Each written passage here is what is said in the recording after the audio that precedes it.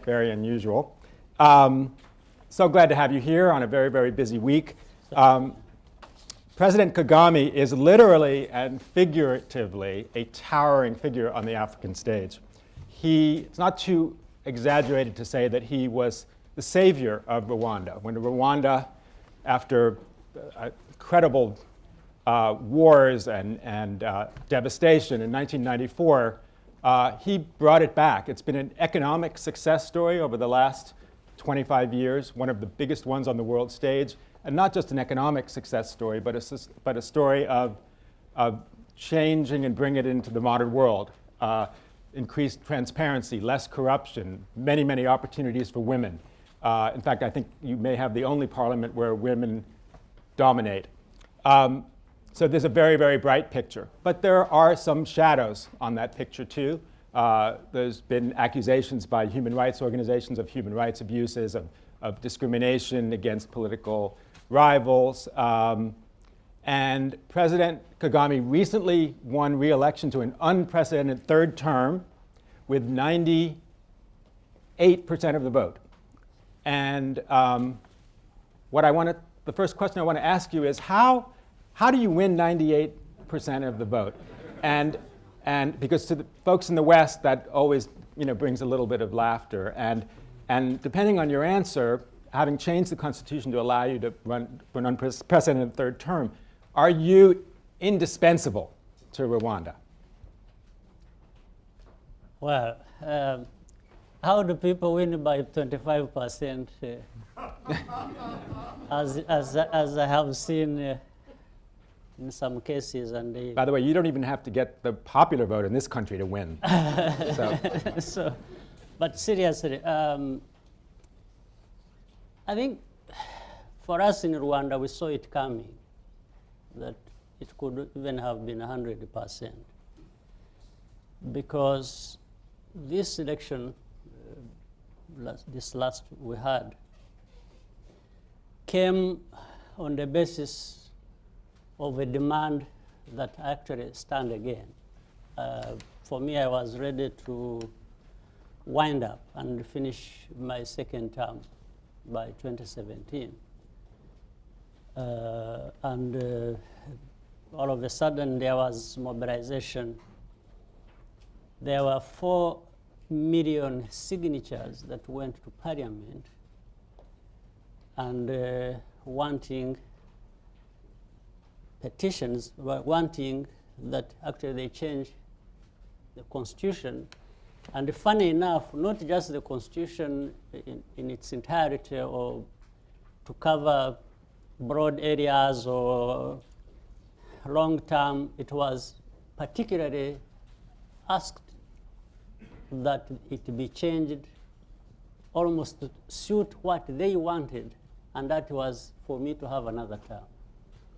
That became a complicated issue. In fact, for me, we went back and forth, and I was trying to tell people that maybe we should actually accept change as and when it should happen. And I was for that change to happen, but the people insisted it was completely a different situation. And they tried to contextualize the political and other problems of Rwanda and the history and all kinds of things. And so that's what it followed. So it was more or less an agreed, result for the election. So having over 90% in terms of the results wasn't surprising to people in Rwanda or who followed closely the issues of Rwanda and who can relate those things happening with the history, particular history and the particular context of Rwanda. If you're talking about other countries, maybe you'd be seeing different things happen. If you're talking about Rwanda, it's not surprising that it can happen. And again, it goes back to the same point in time you alluded to of what has happened in our country. A country that 23 years ago was almost no more. It was not there. We had to rebuild it right from scratch 23 years ago.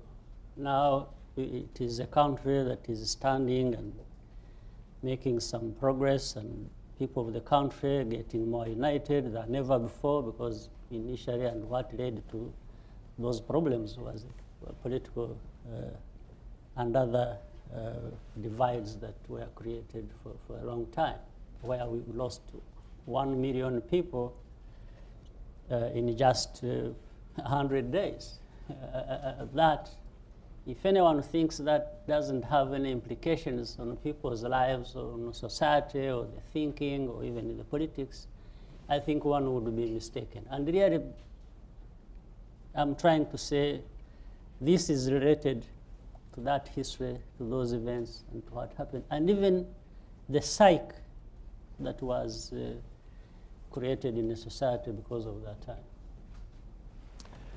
So one of the unfortunate cliches about African leadership, and it's a cliche because it's happened so often, are men who won't leave the stage. As you know, I worked with Nelson Mandela, and one of the most extraordinary things he did in his whole long life was to decide not to run for re-election. And I think he did that in part to give a model to the rest of Africa. What does it say, though, about you? And we chatted a little bit about this beforehand. So you'll have another 7-year term. And then you also have an opportunity for 2 successive 5-year terms after that. What does that say to the continent about succession for leadership? Well, I know quite a bit about Mandela. In fact, I was fortunate at different times to associate with him. And what I know also is it is not entirely true that he left because he wanted to have that as a demonstration of how to deal with the power. No, there are other reasons. But my point here is, in fact, in 2002, I'll tell you a story that answers the question to an extent. We were with him in Barcelona. There was former President Bill Clinton. There was the current Secretary General of the UN, Guterres. He was Prime Minister at the time in Portugal, and a number of other leaders, and we had a discussion. The same Mandela, a great man he was indeed, brought up an issue, and it was somebody had just started it by asking Guterres whether the Secretary General, whether he was actually ending his, because he was in his 2nd term and wasn't coming back. And somebody said, but don't you ever think about, continuing, because at that time he was doing fine in Portugal and so on and so forth. But that sparked a conversation where, in fact, Mandela angrily was telling people at the time, he says he's tired of, because it was happening, and there was a case developing, and I'm sure you are aware of this, in Namibia, about Nuyoma, who was supposed to continue, and there was a discussion, and there was external, backlash that, he must go, he can't stay, and so on and so forth. And Mandela said, why aren't people allowed to make their decisions and choices about how their countries are to be managed? Why is there everywhere, something is talked about, then there's, you can't stay, you can't be there, you must go, he was angry saying that. The discussion went on, and in fact, my viewpoint at that time, and which I raised in that particular meeting, was to tell them, I said, exactly partly what you are pointing out. I said, you see, while I appreciate the point that President Mandela then was actually bringing up, of always, these dictates coming in from outside and telling the countries and the people and say, you can't have this, you can't do that, and so on. I said, the danger indeed has been at times when leaders are going to continue and stay in power, it's not clear whether it's on the basis of the choice of the people of that country. If it is clear, if it can be identified and made clear and everyone sees that, then it would be justified that the people of any country could make any decision and they should have what they want to have. But that is where the problem lies. Sometimes you're not sure whether it is the people saying they want this to happen, or it is the leaders deciding by themselves to say, we want to continue. This was the conversation. Yeah. So I'm just trying to show you that some of these things are not just clear-cut, that when this is written like this, it should happen like that, and of course this externalization. Yes. Well, and you've been eloquent talking about the distinction between Western views of democracy and perhaps what democracy is in Africa or Rwanda. And that, I think we Americans, until recently at any rate, it means a lot. Yes, but we seem to think that our ideas of democracy are universal, but you've talked about why it's not great to superimpose Western ideas on Africa and Rwanda. I'd love to hear you talk a little more about that. Yes, I will be happy to talk a little bit about that. Democracy is democracy. Now this whole thing of adding Western is okay, but what does it mean? Because all countries, all peoples of this world can hardly fit into this sort of definition. They can't fit there because we come from different backgrounds, different places, different histories, different cultures, different contexts. We all can't fit into that sort of description. But there is this word, very important word, democracy. Absolutely. That is a principle all of us would wish to associate with. But associate with in as far as the history, the culture, the context allows that, and to what extent. And maybe even saying that, the West trying to tell everybody to, fit into that sort of demand and description, comes also with another sort of connotation that, in fact, while the West talks about and teaches so much about freedoms that normally are also associated with democracy, by indeed imposing or telling people how they should live their lives without this context, this history, or values and cultures that people have been brought up into, is actually denying people freedom.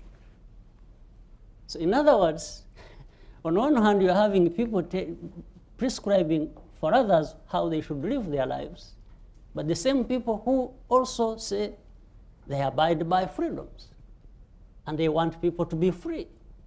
How am I going to be free when you want to dictate to me how I should live my life? This becomes the question. Mm-hmm. So, and of course we have seen also the consequences in this across Africa, in many places. One thing adding to another in a history of a long time, where, until recent, even in the recent times, dictation made to countries how they should run, manage their politics and their lives. Problems happen, and the same people who imposed what must be done we'll turn around and blame the same people for the problems that we have developed out of what they imposed. I mean, we don't need to look far. You can take a case of recent cases of Libya. Libya was no democracy. Gaddafi had his own problems with all of us and across the continent. Maybe he had problems with his own people.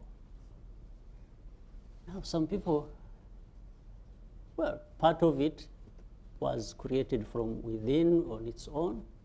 Other things happened from outside. And they went to Libya and bombed the hair out of everybody in Libya and ended up with Gaddafi dying. The question is, what is happening in Libya now? People who wanted to create a different situation, maybe a better situation, maybe create some democracy in Libya, where are they and what do we have?